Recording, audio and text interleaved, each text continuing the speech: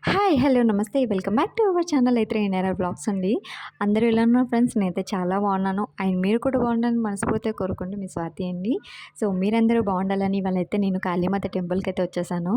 So first of all ఈ temple ఎక్కడుంది అంటే చంద్రాయణగుట్ట దగ్గర దిగేసి మనం బ్రీచ్ అవతల పలకనామా స్టేషన్ ఉంది కదా!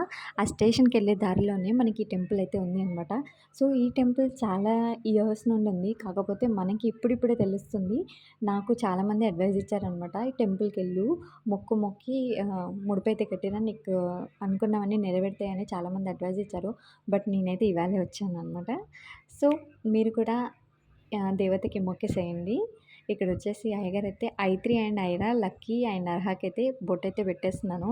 మీరిక్కడ అబ్జర్వ్ చేసినట్టయితే ప్రతి ఒక్క ముడుపుకి ఇవన్నీ ముడుపులనమాట.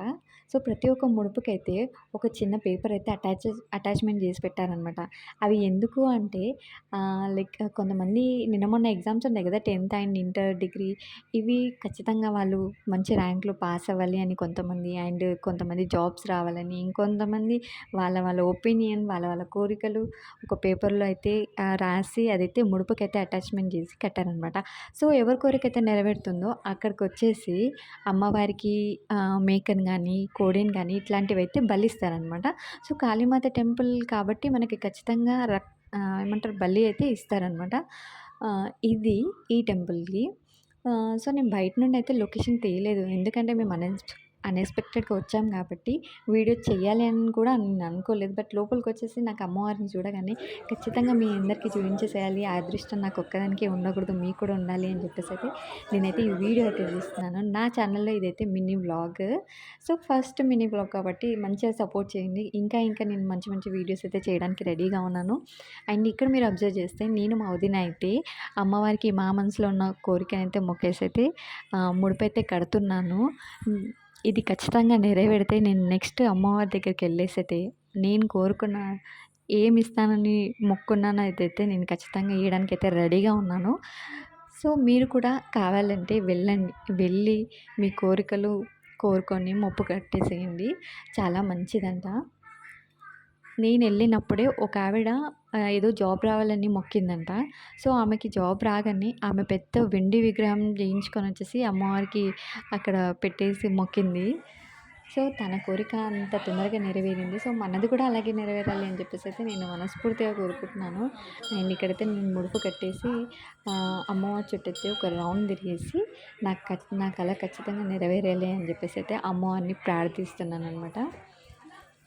ఇది అమ్మవారైతే ఎంత బాగున్నారో తెలుసా! అసలు ఆ అలంకరణ కానీ ప్రతీదీ నాకైతే చాలా బాగా అనిపించింది. సో అమ్మవారి పక్కన ఉందైతే చిన్న విగ్రహం, చిన్న అమ్మవారు. అమ్మవారు ఎవరో నేనంత ప్రాపర్‌గా చూడలేదు. నా కళ్ళు మొత్తం ఈ అమ్మవారి దగ్గరనే ఉన్నాయి కాబట్టి నేను ఏది పెద్దగా అబ్జర్వ్ చేయలేదు.